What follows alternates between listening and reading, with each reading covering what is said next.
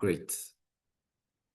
גם אונליין אתם שומעים? יש רק בן אדם אחד, אבל שומעת, תודה. יופי.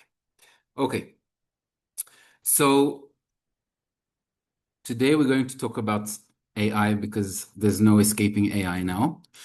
And what I want to do today is to discuss a little bit how to use AI well in your work, in your PhD, in your master's, in your future work. And I want to start by a quick disclaimer that I wrote this presentation with Claude and Claude Code. And it took me about 6 hours to put the lecture together.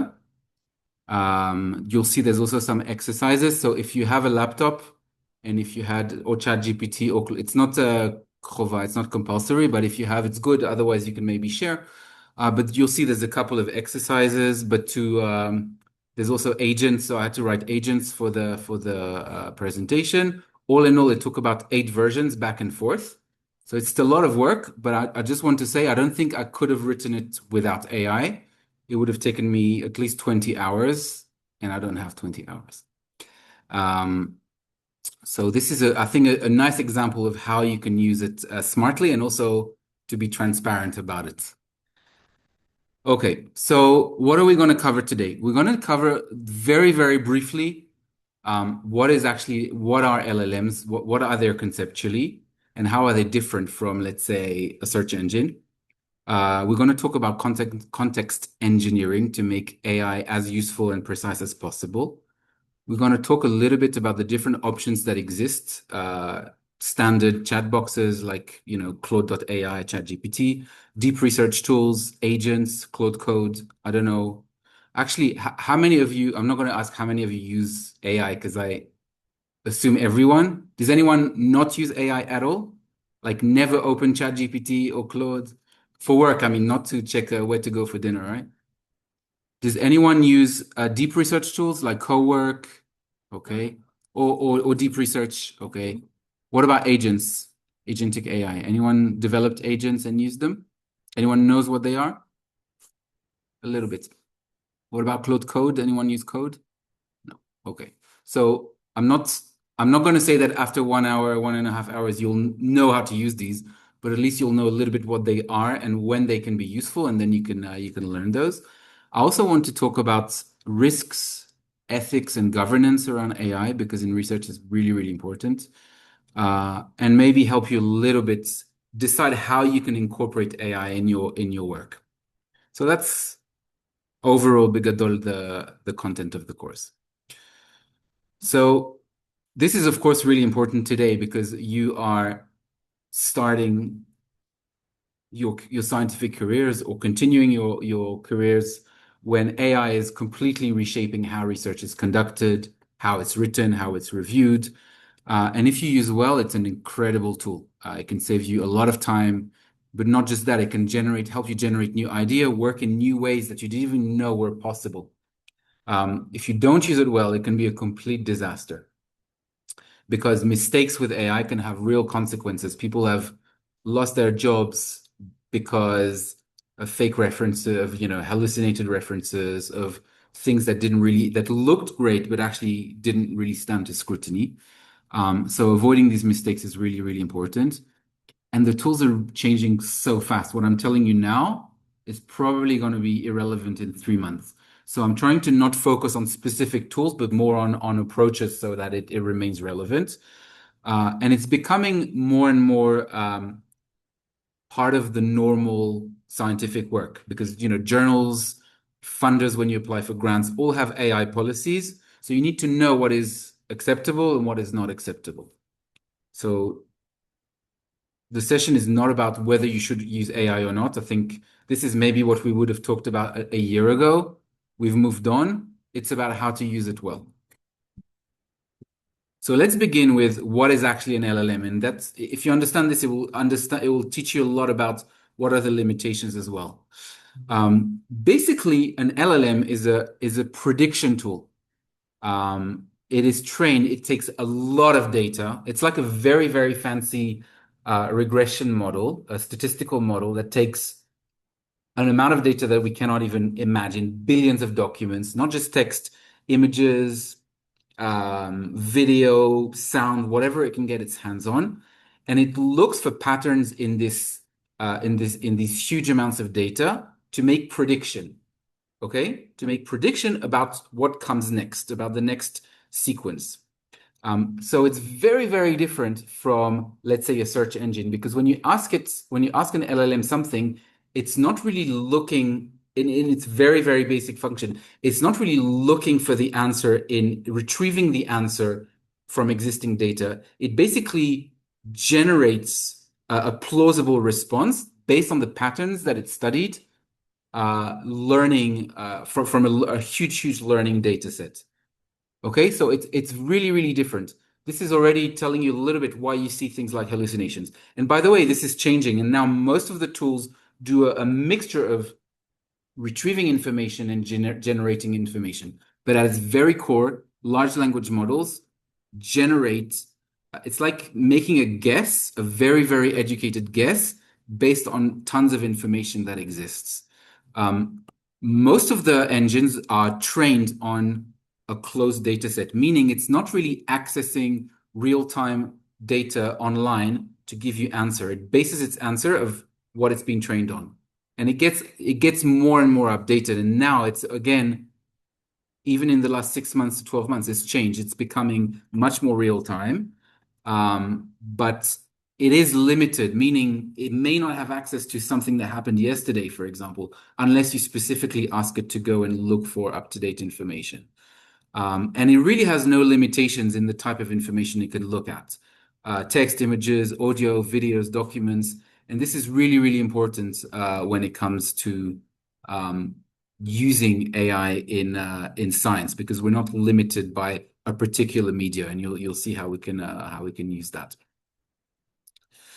So major differences between, let's say, a search engine like PubMed or Google and a large language model like Claude or Gemini. The main thing is that the search engine retrieves information that is there. So if you go into PubMed, for example, and ask using key terms, retrieve me all the articles that deal with this and this written in this time in this particular time period, it will just that. It will have a database and it will retrieve the information. A large language model will not go into PubMed necessarily unless you ask it to, but it will basically generate responses based on the data that it has. And this is why it can create things that just don't exist. And it looks completely convincing because it is trained to generate plausible answers based on previous data. So it doesn't, unlike search engines, it doesn't crawl the web. It doesn't look for index pages. It just predicts the continuation of what you've asked. So one of the main consequences of that is that it is not going to necessarily use real documents that are available online to give you the answer, but it's going to create a new answer. And that is both powerful and dangerous. It's powerful because it can give you new insights. It can generate answers based on synthesizing information, something that, of course, search engines cannot do. But it means it can also invent stuff that is not real. So LLMs don't replace search engines or retrieval tools. When you're doing a literature review for your PhD or for your master's or for any piece of work, don't just go into Claude or ChatGPT and say, give me all the relevant articles, because it will miss some. It will invent some still now. And again, it's getting better and better and better, but it's very different than actually having a structured search and going there. And of course, you can use an LLM to help you structure a search and then go into a database. So it's not replacing these tools, it's complementing these tools. Search engines are great to actually find out what exists, what papers are there, what are the relevant pieces of information, and then you can feed those into LLMs for thinking, for helping you structuring your thoughts, for synthesizing ideas, to help you reasoning. So both have a clear place, even though, as I said, increasingly LLMs also have search functions. So now if you go to, for example, when you use research mode in ChatGPT or in Claude, it will actually do that. Um,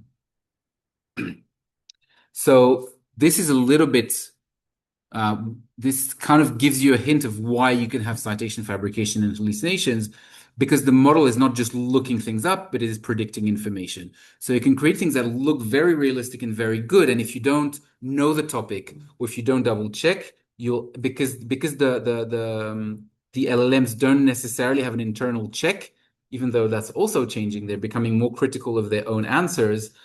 You need to check. So sometimes AI can give you the illusion that you can be an expert in something because you can type, tell me about this and that. But actually, if you don't have the topic expertise to check those facts, then there's a risk. So don't ask an LLM to write your PhD for you. Something simple, that's references, but the links to those references. Then It's more, yeah. What I've noticed is exactly, I mean, this happens a lot. So you get a list. This is about checking. So really, if you get a list of references, it's fine, but then ask him to give you the links. And then sometimes oh, yeah. You can do that in the first place, but sometimes it will tell you, oh, after you've asked me the link, I've realized that this reference does not exist, so I've removed it. So it's about, it's about this cooperation, and we'll get more into the human in the loop approach. it's like, sometimes there's no internet connection. Yeah. So then how would the links be pulled up? So again, it's changed a little bit. It depends on which model you use and which mode you use.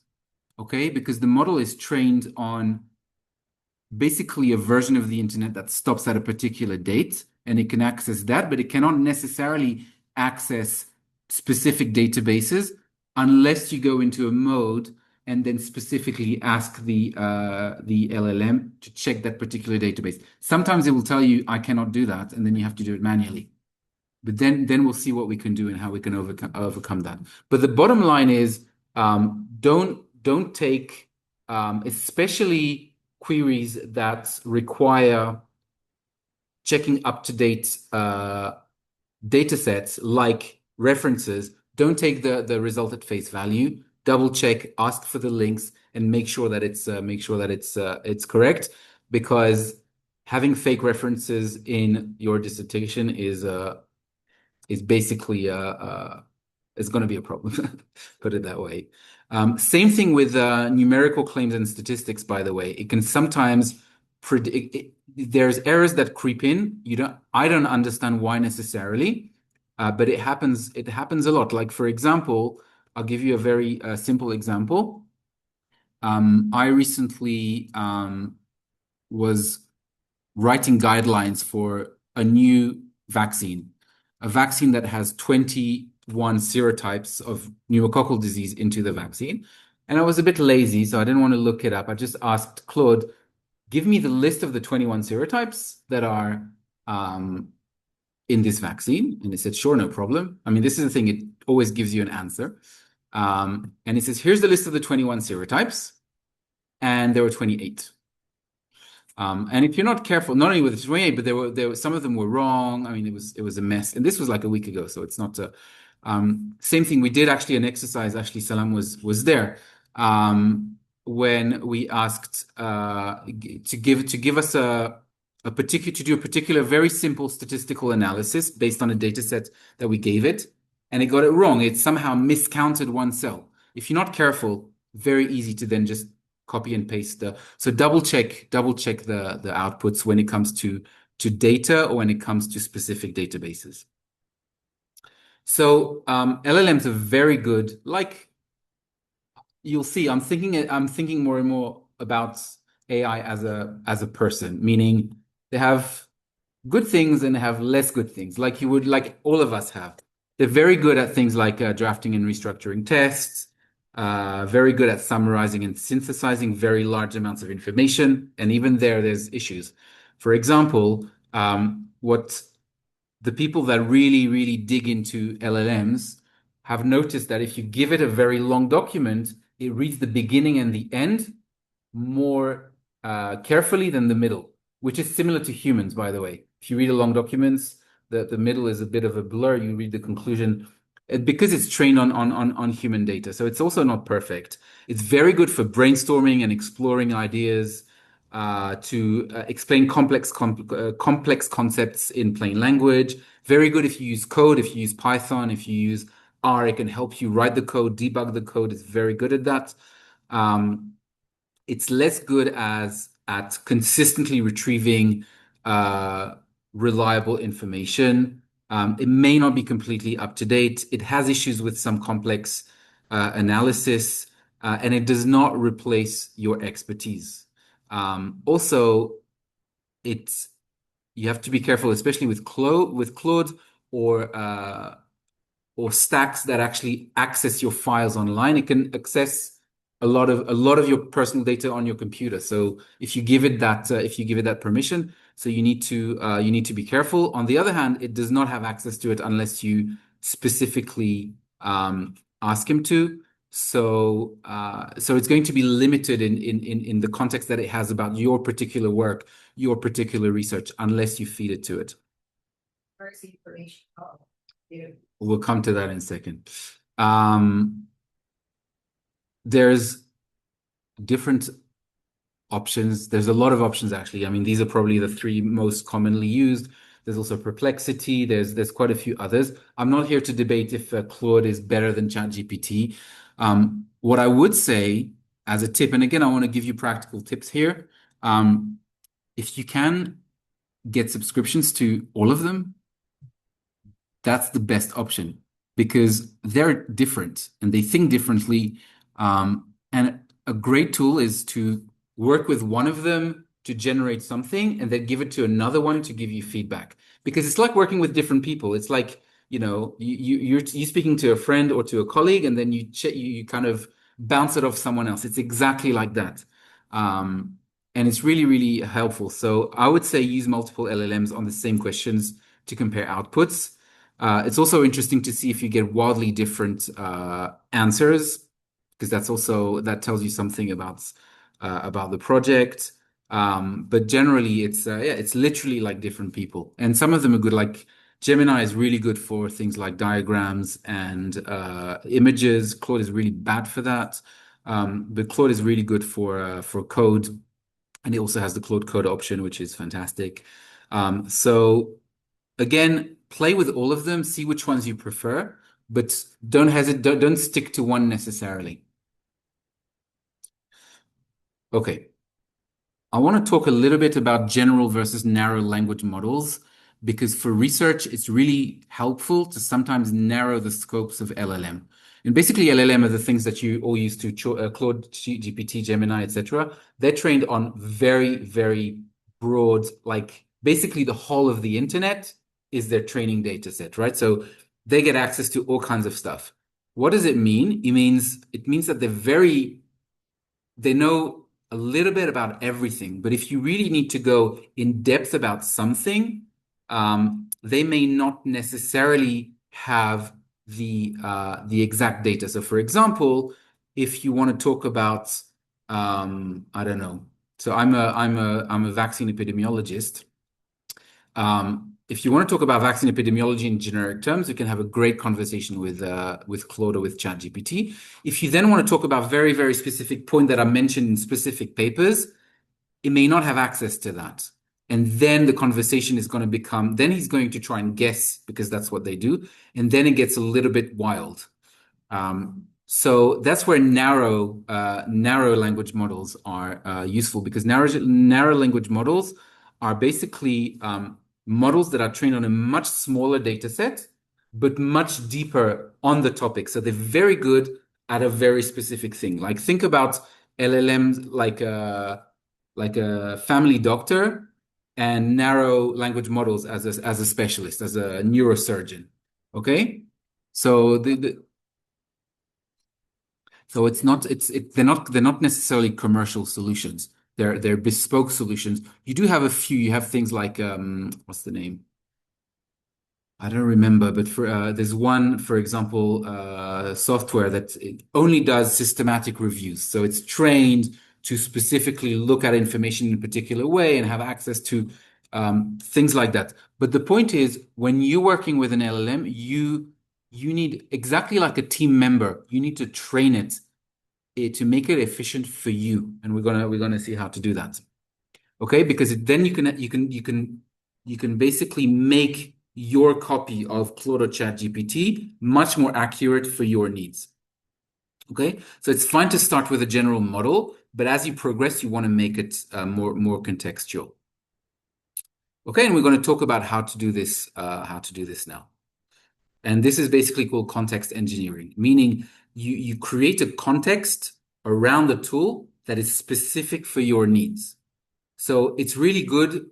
Personally, I like to keep one LLM for work and one LLM for deciding what movie to go and watch or which is the best sushi in Tel Aviv.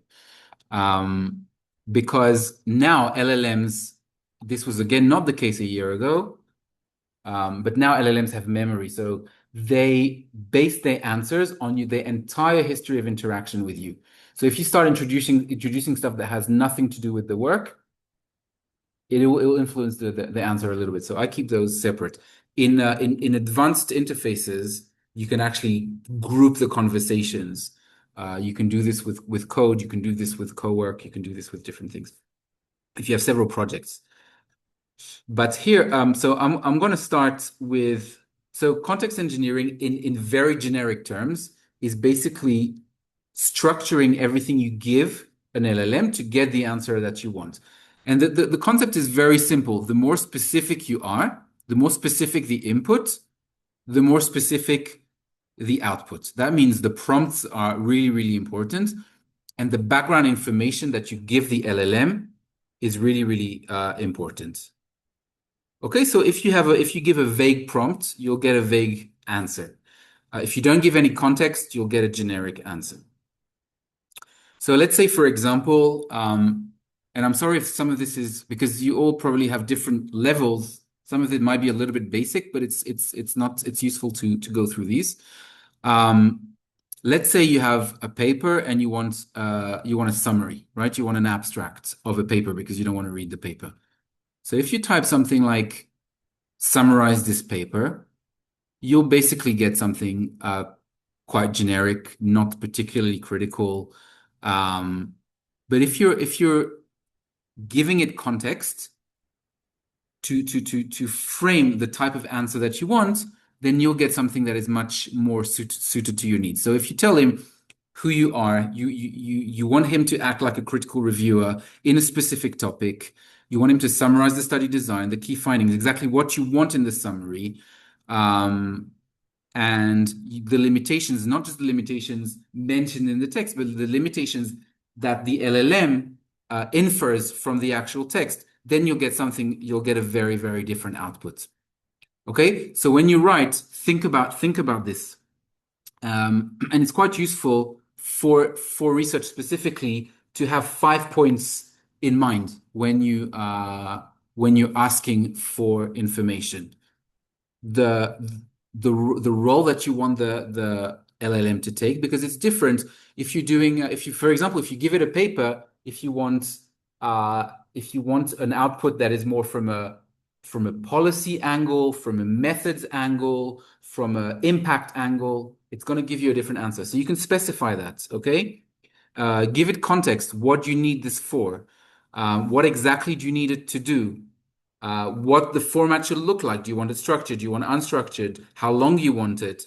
The more information you give it, the better the outputs will be. Give it constraints as well. What you don't want. It is useful to say, don't give me that. Don't comment on typos. I'm not interested in that. I'm interested in the content. Okay? And again, this is a simple structure specifically for scientific articles and scientific research, but you can improve it. You can work on it to suit your particular needs. And the other thing that you can do is you can give the model information. So this is where you narrow the context a little bit. because again, the LLM does not have specific knowledge of your own topic. It has this broad knowledge because it's trained on everything. So, the LLM knows about middle-age poetry, but when you're studying I don't know, molecular genetics, it doesn't matter. So you can tell him to not to focus on a very, very specific subset of his knowledge and enrich that knowledge with documents that you give it. Okay? So if you feed it material before you actually start asking him anything, the answers will be very different. So for example, one of the first thing I did when I created my account is to give the LLM information about me, my CV.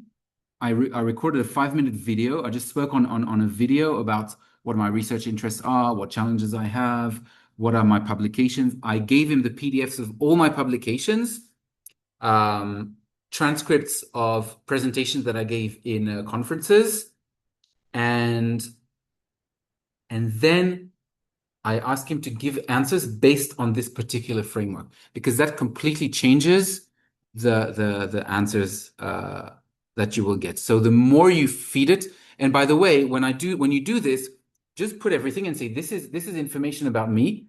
I'm not asking you to generate anything. I just want you to register this information and give me answers that are taking this particular context into account. You can just write this in plain words or even record it, because then it changes and it structures the outcome. So for example, I decided that I wanted an LLM to give me some ideas about angles in research that perhaps I had not considered. Okay, so if I do it unstructured and large, I can give him a very simple prompt, which is, give me 5 ideas for research proposals my lab that is working on vaccine epidemiology could develop.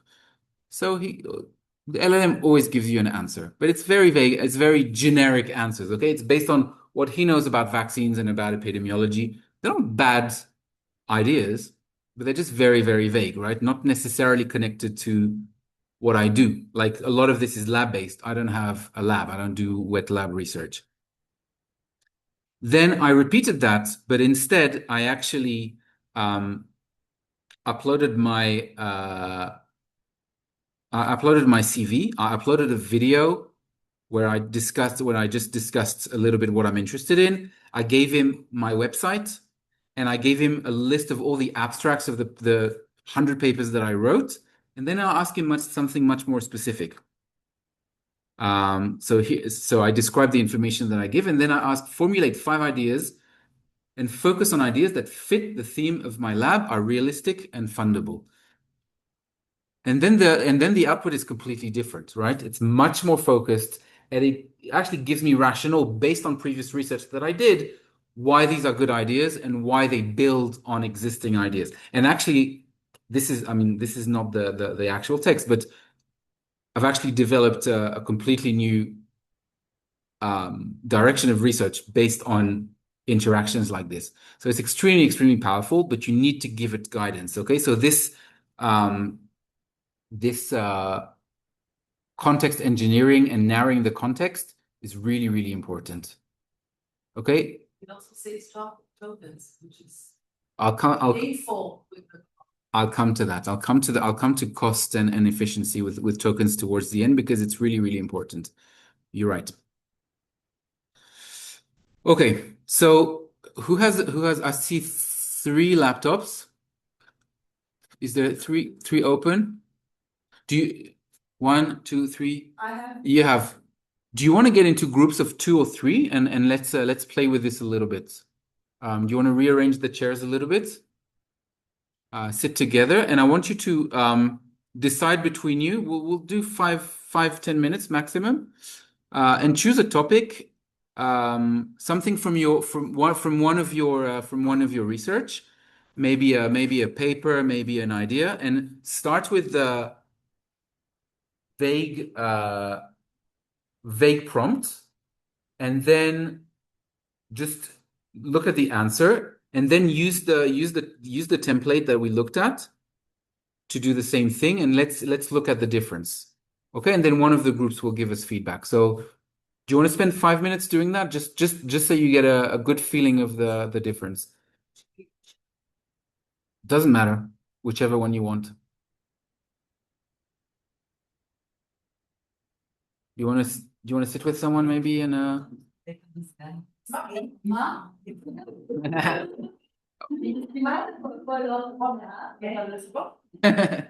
um it is a bit cold. Anyone's it is a little bit, maybe 1 degree more.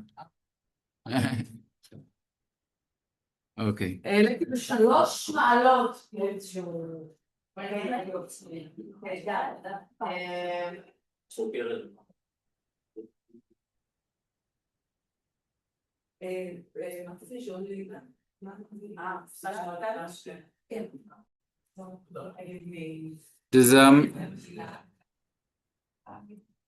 Does someone wants to share the experience?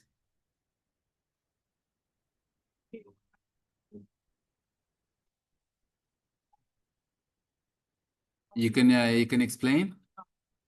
Go on. Okay, בסדר. Who wants to share? You guys at the back. What did you ask?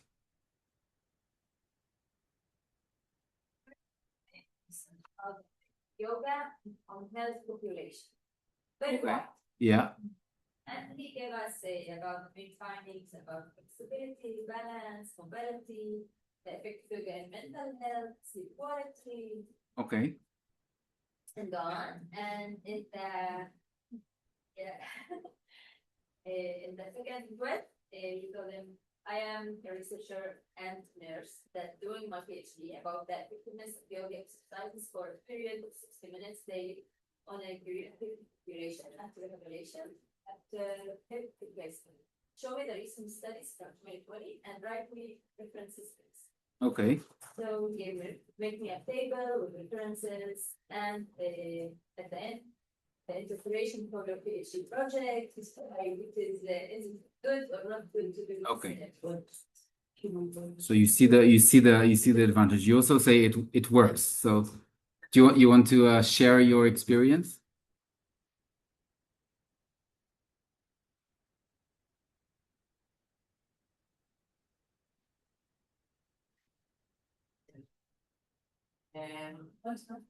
What was the first thing that you asked? I'm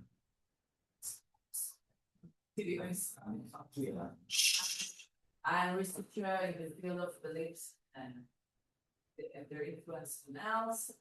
And I want some novel ideas. This was the vague prompt. And then wasn't that vague to begin with. It was, yeah, okay. Yeah, okay, yes, I guess. You are an expert, and then we wrote another one more specific. Well, you're an expert in the belief and perception field. You work for the psychobiology of beliefs lab in SPAT, Bar-Ilan University. You have published many articles on the topic. You're looking for a novel research topic about how beliefs impact health, specifically in chronic diseases. Avoid classic placebo ideas. Okay. And then he gave a very long introduction about why it's a good idea to avoid the placebo. And he gave three very good ideas. That's what Hila said, which is the expert. You'll give them to Liron? Very good topics that are really hot right now, that are really researched right now. Okay. Like homeostasis. Yeah. Great. Voila. Yeah. She's awesome. So give the output to Liron, maybe, or give her a grant idea. Okay. So you see the I mean, this is just a small exercise, but you see the benefit of being and of course here, if you want even more specific, you could upload the latest publications of the lab. You could give the LLM the URL of the website. You could, as a team, record a video to discuss a little bit what are the latest ideas. Give him all that, and he will give you even better answers. Okay? Great. So we covered this. Okay. So now I want to switch gears a little bit. And again, I'm not suggesting that you're gonna become expert in all of these things, but you need to know that they exist because it's really helpful. Most of what we do, most of us in research, is basically use the chat box interface. Yeah, you go onto the chatgpt.ai or claude.ai, and then you get a box. You type your answers. You can upload documents, and that's great. But there are other tools that can be used and are becoming more used in research, and this is like deep research modes, agents, and Claude Code. I don't know if Claude Code has. I'm sure it has equivalents in other models, but I don't know them. But it will. What I want you to take away from this is essentially what these are and when it's good to use them. And I'm going to try and show you a tiny bit how they can work. Okay, so basically the difference is the normal chat mode, the kind of normal chat GPT, Claude Gemini that you get is a text box. You ask a question, you get an answer. Okay. And it generally works by doing a single inference. So it will just analyze the prompt, look at the training data set that it has, and will predict the answer. That's basically the model, and it's a single process. And of course, you can go back and forth. You can have a dialogue, and this is really helpful. I mean, this is like 80-90% of what we need in the sense that it's very quick. It can give you quick answers to simple questions. It can help you draft. It can help you reason. But if you really want, particularly in research, more depth, you need to use different modes. So either research mode or deep research mode, it's called different things in different models. Because what that does is it basically extends the investigation by not only looking at the training data set, but actually searching hundreds and hundreds of sources, data sets, websites, to provide you an answer that is much better informed and much better referenced and much more trackable. So the advantage is the answer is much better. The disadvantage is getting a single answer can take hours. I think my record is for 14 or 16 hours just after one prompt. Okay, so this is not a quick back and forth. This is already after you've explored a little bit what you want to ask using the normal chat box to then go into advanced modes. Does everyone know how to activate these modes? Yeah, just choose node, but I see some nodes. So let me show you that. So you can figure it out.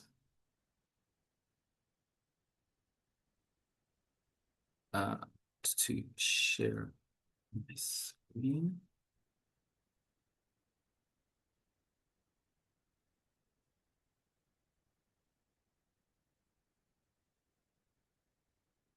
Okay, so disclaimer, I mainly use Claude, not because it's better necessarily, just because I like it. Oh, here we go. Yeah. The customize option.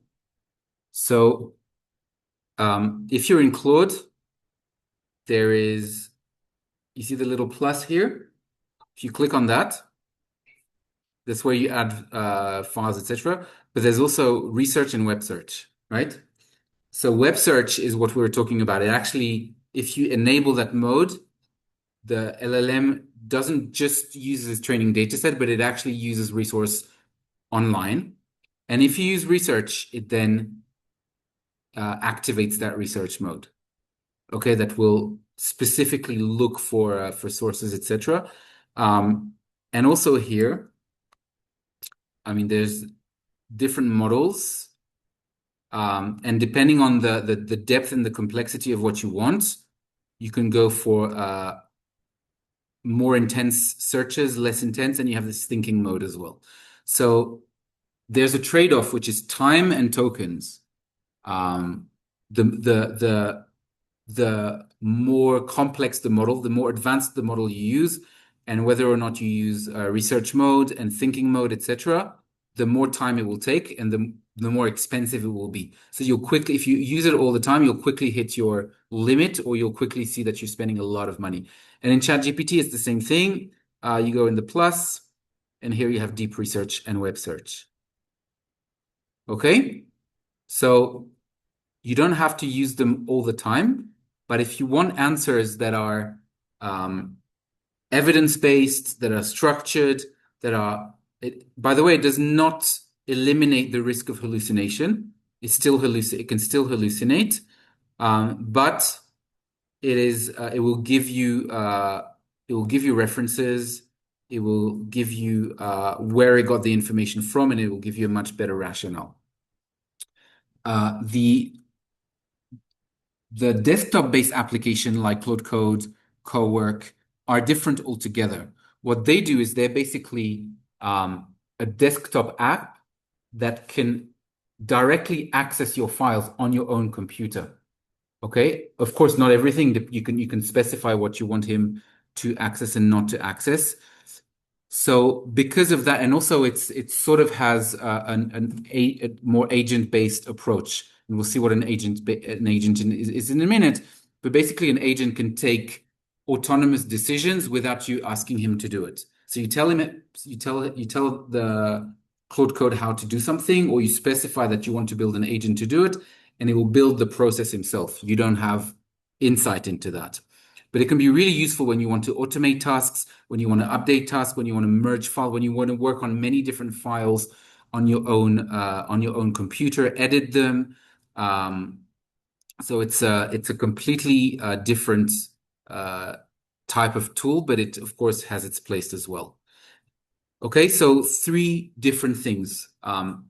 Normal chat box for everyday use, asking questions, getting feedback on a document, deep research mode for more in-depth, but of course it's more useful once you have a very clear idea of what you're asking, and you can get a very clear idea of what you're asking using the normal chat mode. Otherwise, you'll wait hours and hours and hours and spend a lot of tokens on outputs that are not really going to be helpful.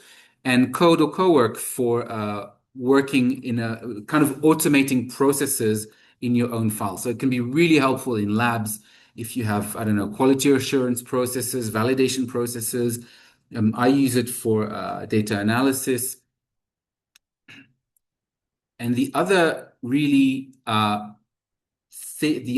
important type of approach that you'll see is agentic AI. Okay, so what is an agent? An agent is basically instead of giving you one response at a time, it's an agent is I don't really know how to explain it in computer science term, but basically it's a series of instructions where you specify the goal. You tell the agent, this is what I want to do, this is what I want to achieve, and the agent will figure out how to get there. But the main difference between the agent and a normal LLM is an LLM, you ask one question and you get an answer. The agent includes a lot of steps. It can include, for example, opening a file there and then looking at a website there, updating the file based on the information of the website, merging documents, and then synthesizing all these steps. But you don't need to specify all of these steps. It will do it for you. And one of the key thing is an agent is sort of semi-autonomous. It can take its own decision based on intermediate steps. So, for example, if you have to get an output where a decision is dependent on a previous step, so depending on depending on response A, you can either choose X or you can choose Y. The agent will do that by itself. The risk is that you have very little insight into the intermediate step. You see the beginning, you see the end. You don't really know what's happening in the middle unless you check very carefully. So when you start using agentic AI, you really need to start having validation steps and quality assurance steps in the middle. Otherwise, it's very difficult to understand the processes. And I'll show you a little bit. I want to give you an example. So agents, you can use agents using the web interfaces like the ChatGPT or the Claude websites, but it's easier to integrate in desktop-based applications like Claude Code, like Cowork. We kind of already discussed this, but basically, deciding what to use really depends on what you need. I think it's useful to spend a bit of time understanding what these are, because you'll realize if you start learning when to use agents, you can save a lot of time. So, for example, if you want, let's say you're doing your PhD and you want to know from a list of papers that you've downloaded which ones are relevant to your work and which ones are not. So you can upload each paper and ask him, is this paper good for me? Is this paper not good for me? Or you could create an agent that says, develop criteria to rate each paper, and then have a folder and say, then go to this folder and apply the criteria to these papers, and then create a document that summarizes in a data set which ones you've included, which ones you've excluded, and why. And bam, you'll get, I mean, it will take 10 hours or so. You'll get the answer, right? So you will save a lot of time because it's an automated process. Of course, you want to check what criteria the agent developed, or you might actually want to develop the criteria together with the agent. But you basically create this, and once you have this, you can call the agent. You don't need to start from scratch again. You can load the agent and ask him to do the same thing with a different set of papers. And I'll show you that in a second. Okay, so again, the regular the regular LLMs you use from a web page. Very good to do all the things that you know about: answer questions, draft papers, analyze text, anything that you paste, it has access to. Whereas things like agentic AI through Claude Code, generally done through a terminal or actually an application on your computer. I'll show it to you in a second. It can read your files, it can write and run code, it can edit your project, it can run scripts, it can rerun the scripts. So very good for things like file manipulation, coding, data analysis, and automating processes. Okay, so very, very different things. So it looks like it will look like something like this. And I want to share this example with you. So this is actually Claude Code in an application called VSC. So it's a desktop application. So it's not online anymore. I mean, it is connected to the internet, but it's actually a physical application.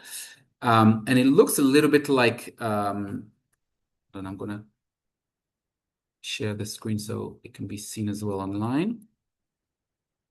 So if you stop your subscription to Claude, the agent goes as well? Or is it? The agents are physical files on your computer. So, but you cannot run Claude Code if you don't have Claude. no, of course. But once I see the agent, it's there, regardless of whether I still have Claude or not. Yes, the agent is a file. I'm going to show you exactly all this. So you can see that it kind of looks a little bit like Claude, in the sense that you have a window here and you can type your questions here. But what you don't have on Claude is this on the left. You can see these are the files on my computer that I give access to Claude, and he can decide which files are relevant, play with them, edit them. So it's like a different proposition altogether. Okay, so here's what I asked Claude Code. So I wanted to create an agent which basically rates my work, my abstracts into themes, and then propose new ideas based on those themes. So here's my prompt. I want you to create an agent called abstract sorter that I can call upon later. The agent will read file, list journal titles and abstracts, and decide based on my research profile obtained from my website which papers I authored, and then create a one-slide PowerPoint, which will summarize my research by themes, giving a score out of 100 for impact and novelty, and proposing 3 possible next papers for each theme. Okay? So you can also connect your agent to all the databases. You can connect your agent to databases, and you can connect your agent to files on your computer. So in this case, I actually connected it to these files. And these files are basically what I did. You can see there's 2 files, one called abstract set 1, abstract set 2. I just went to PubMed and I typed my name. But of course, there's a lot of Edelstein. It's a common name. So some of the abstracts are mine, some are not. So the first thing I'm asking the agent to do is to decide which ones are mine and which ones are not. So he's doing a sorting based on 2 different files, and then grouping them by themes based on the abstract, and then proposing 3 next papers for these themes. Okay, so when I actually type this, Claude will start. There are all kinds of code that is starting being written that you have no control over. Okay, it's writing Python code. It's creating, and you can see if I now go into my into the depth of my computer, right? So I'm going to my user profile of the computer. There's a .claude thing, and now there's agents, and there's something called abstract sorter. I didn't write this, right? The AI did. So let's open it and see what's inside.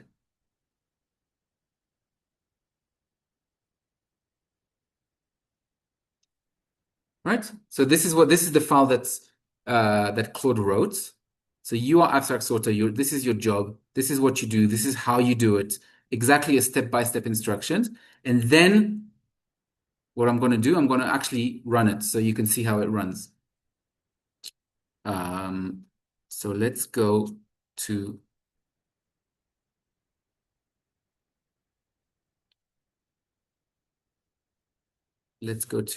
code.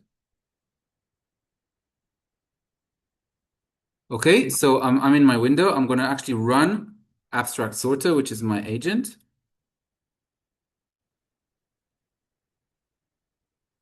You can see the screen yet.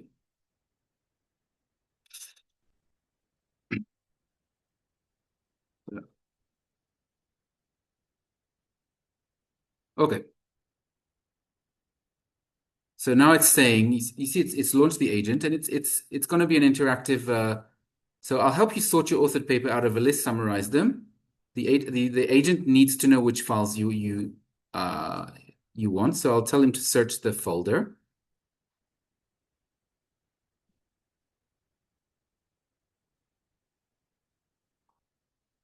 And he says he found 2 files that he thinks are the files that need to be looked at. So you see that it's taking his own initiatives. I'm not telling him to do this. It's kind of doing it automatically. So now it's running. So sometimes it's asking you for authorization to do certain things. Now it's asking me to go to my website to check. This I could have actually, I could have improved it. You could have done that before, but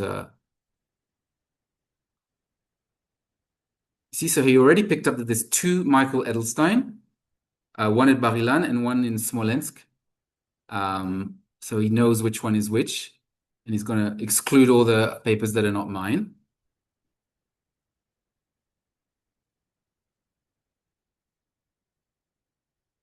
So it's quite different from using ChatGPT or using Claude.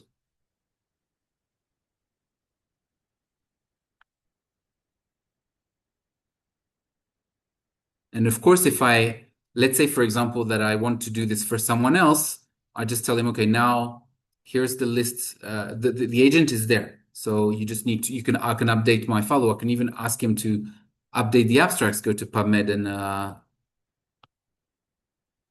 why is Python not there? It should be there. Okay.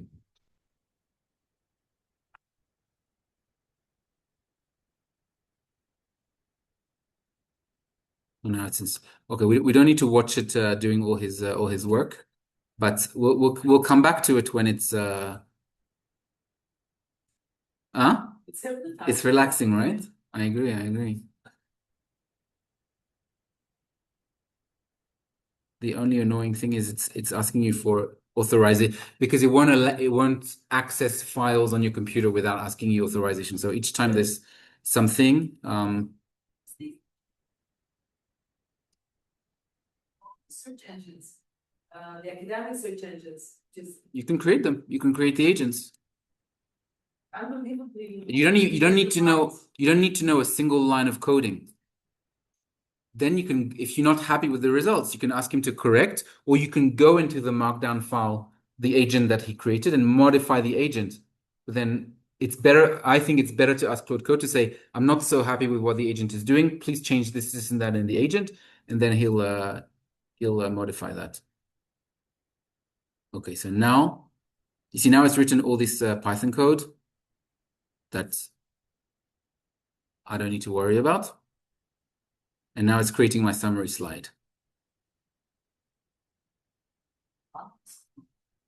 Yeah.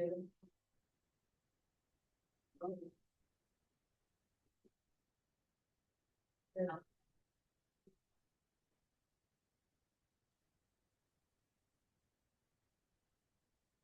Okay, so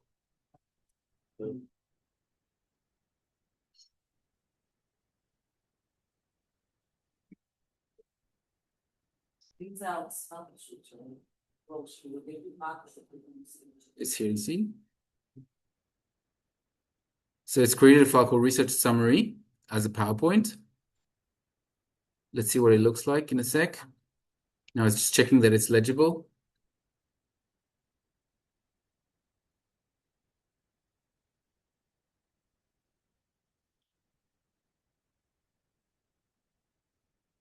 Oh yeah, you see, it's also, you can see in the files on the side, it's also created these Python codes, these little mini Python agents to check. So there's a verify slide.py.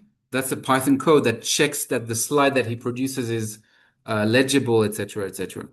So now let's open the file.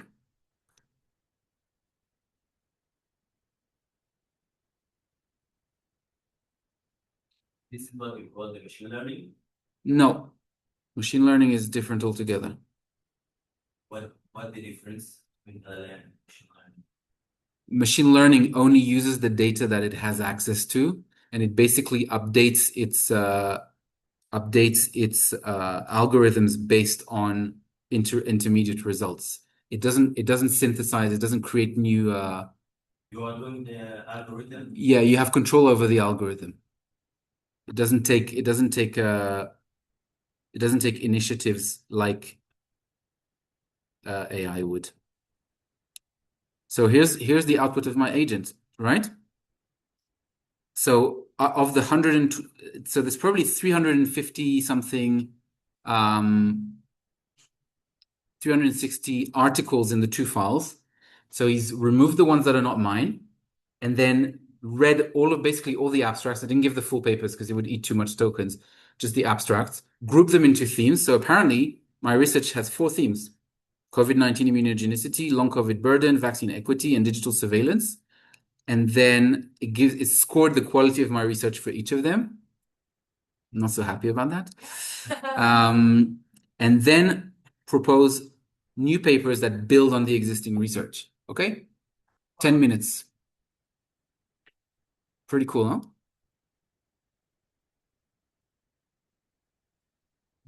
I'm going to just 1 second share the.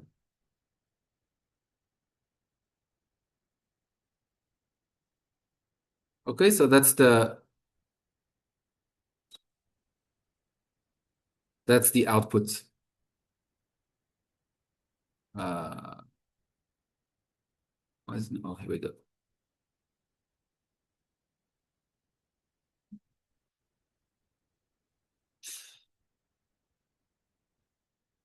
Oh, so my computer's gone very slow. Okay, so now I have 12 new papers to write, apparently. But it just, and I'm not looking at the quality, but it just gives you an idea of the kind of, and you could see this is applied to writing papers, but you could see how you can use it for analysis, for automating processes, for validating data, for anything that you want. And then once the agent is created, you can use it over and over again. You can improve it. This you cannot do in the standard version. Notebook LLM is definitely an agent. Yes, absolutely. Here's the lecture. Okay. So hopefully that's given you a little bit of a primer about what are agents, what is code, what is the normal chat box, what is deep research. It doesn't, I'm sorry, we would need a whole 1 week course to learn how to fully use them, but at least you know what they are, you know how to install. My best suggestion is just install them and play, and then see, because you don't need to know a single line of coding. It's natural. It's all natural language. Okay, so this was kind of going through the tools that you have access to. Now I want to talk a little bit about last 10 minutes or so, risk and governance and ethics around the use of AI. Okay. Someone asked before, where does the data go? Now, this is a very, very, very interesting question. I have no idea.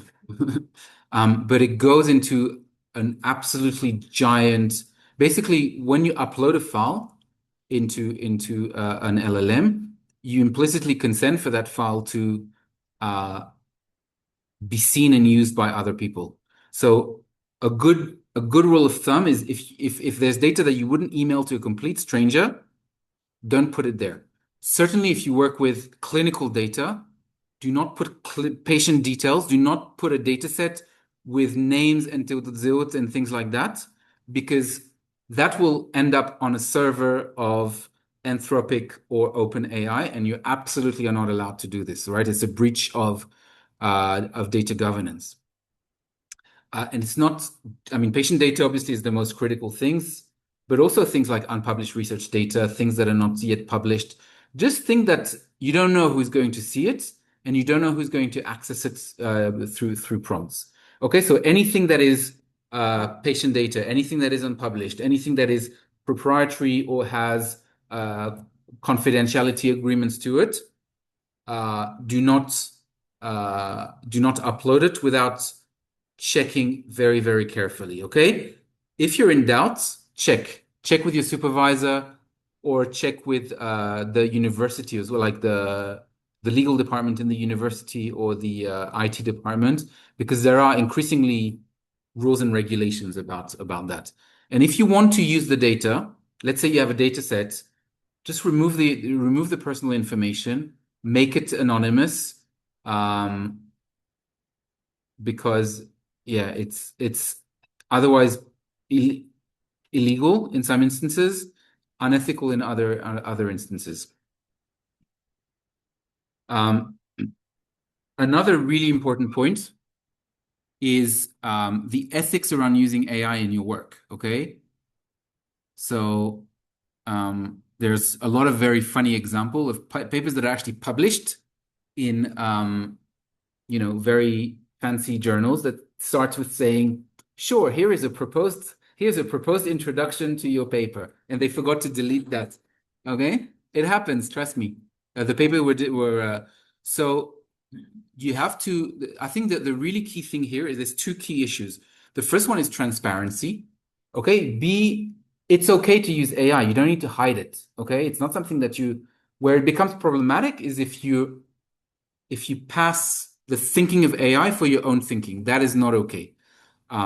So you need to, but of course, assistance with AI for drafting, for editing, for structuring, even for analysis, it's okay. You just need to disclose it. You need to be clear about it. Most journals now ask you have a disclaimer about how you used AI.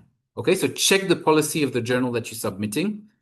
What you shouldn't do, AI cannot be an author in itself, okay? Although there's some interesting discussions in the world of ethics whether it should, but what you cannot do is replace your own intellectual work with AI and actually also generate data that you present as results. That's of course not acceptable. Okay? So you cannot ask AI, please generate a data set that is imaginary and then present these data as real data. Unless, of course, it's for a training data, it's a methodology, and you're clear about that. Where it becomes a little bit blurry and difficult is where does editing text stop and where does writing text begin? Yeah, sometimes it can be a little bit blurry, so you need to be a little bit careful. And journals generally don't like. You can tell kind of when AI when text is AI written, especially with I have some interesting examples of people whose English is not the first language, and pitom in 24 hours they write like Shakespeare. Something happened there. Um, be very careful when you use AI to synthesize literature or to interpret data because you don't want AI to you don't want to delegate the thinking. So it's okay again, but you need to check and remember that anything that you put out is your responsibility. You're accountable for it, right? You cannot say, "Oh, but no, this is what ChatGPT told me." Well, you're at a level, you're at the highest level of academia. You need to take ownership of these outputs. So basically, the best way to protect yourself is, first of all, keep a record of how you used AI in each project, exactly where you used it, at what points, and how. Document that because you may need it later. Make sure that you know what the AI policy is for your dissertation, for a publication. And when you're not sure, ask and discuss with your supervisor about whether the way that you're thinking of using AI is okay or not. Okay? Trust me, supervisors can tell when you've used AI. So trying to look super smart. The super smart thing to do is to use it smartly. That's where you want to get at. Oh,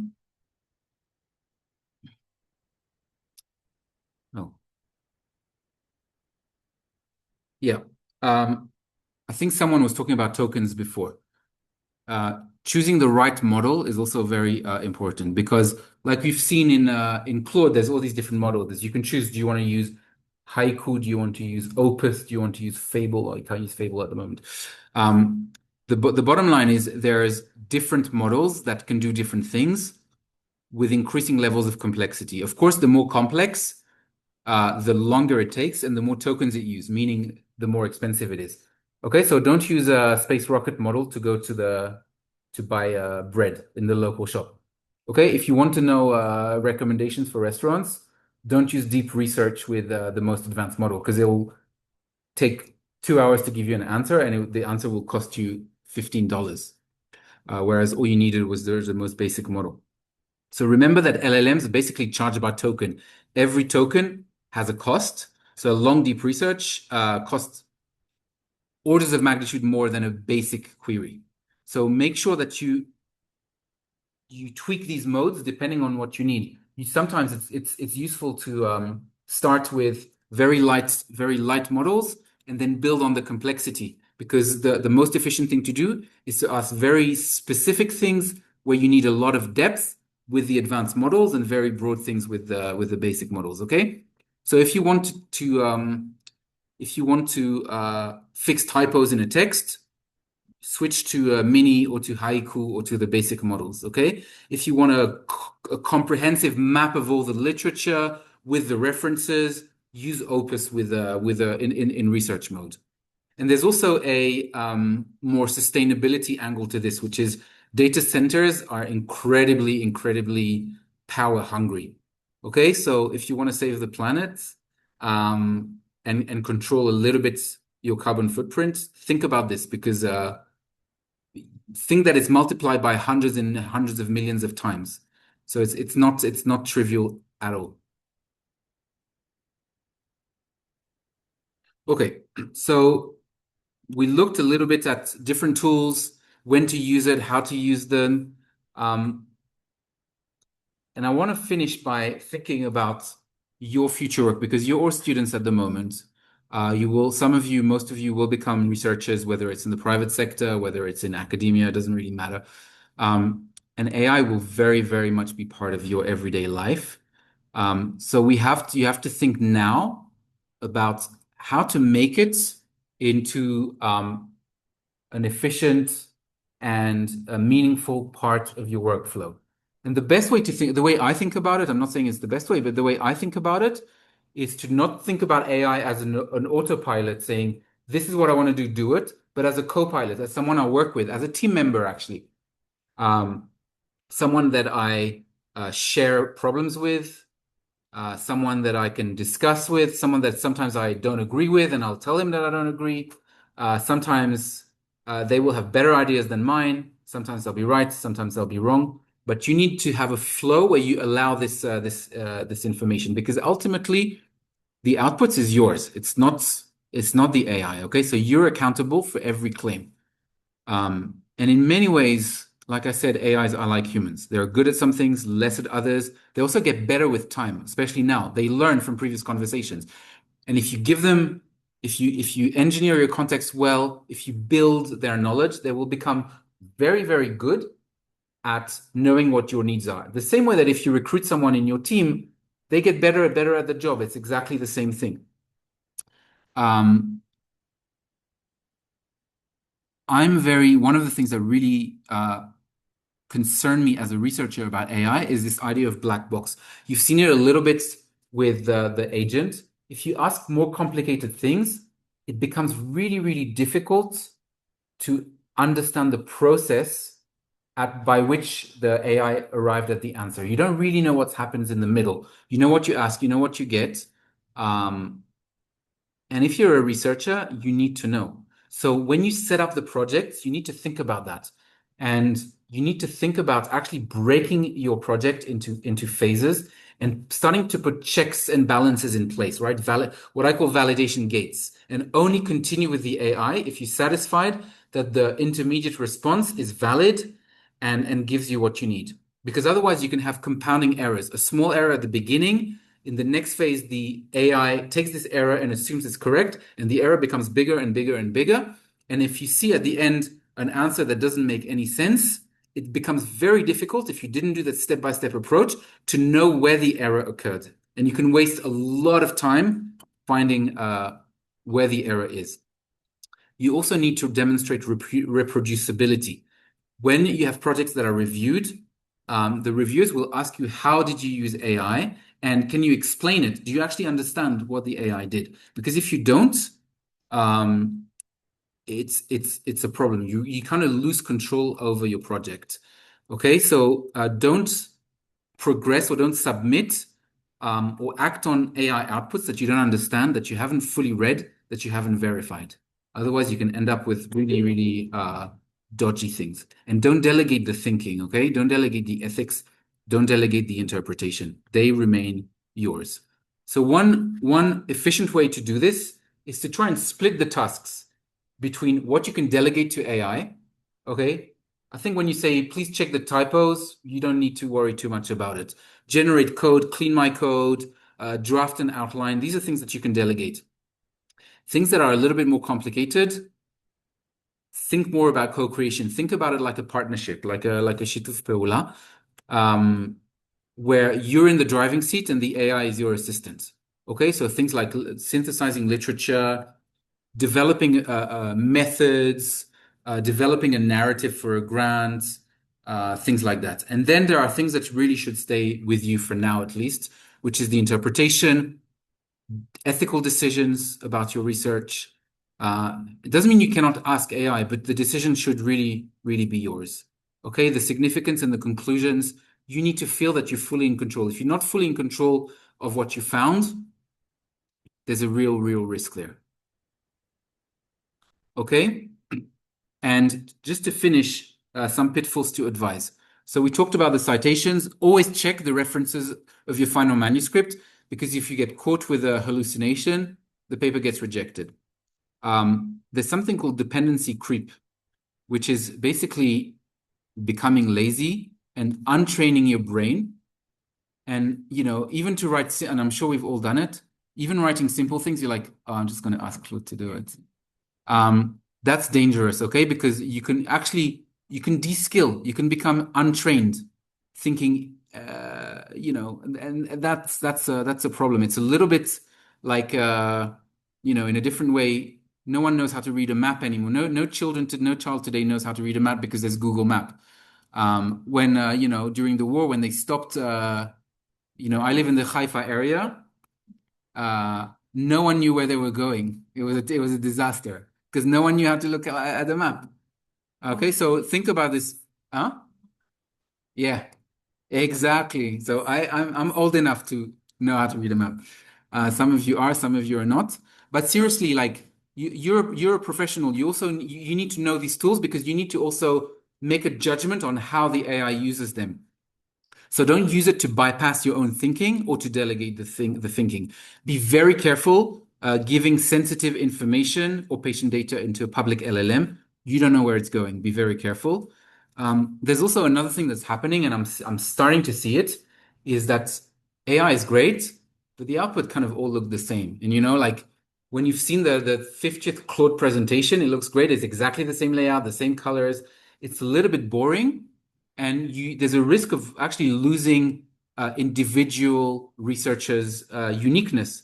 So make sure that you feel, if you produce something, read it, even if it's AI generated or AI helped you. If you don't feel that it's yours, that you feel proud of it, that you feel you own it, there's a problem there. Okay?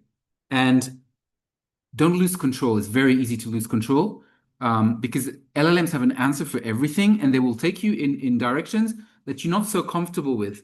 It'll tell you, yeah, you can do this, this, and this. Actually, you don't really understand what he's saying, but it looks good, so you're putting it out. Avoid that. Take time. If there are things that you're not sure about, just learn them and update yourself, but don't lose control over your projects.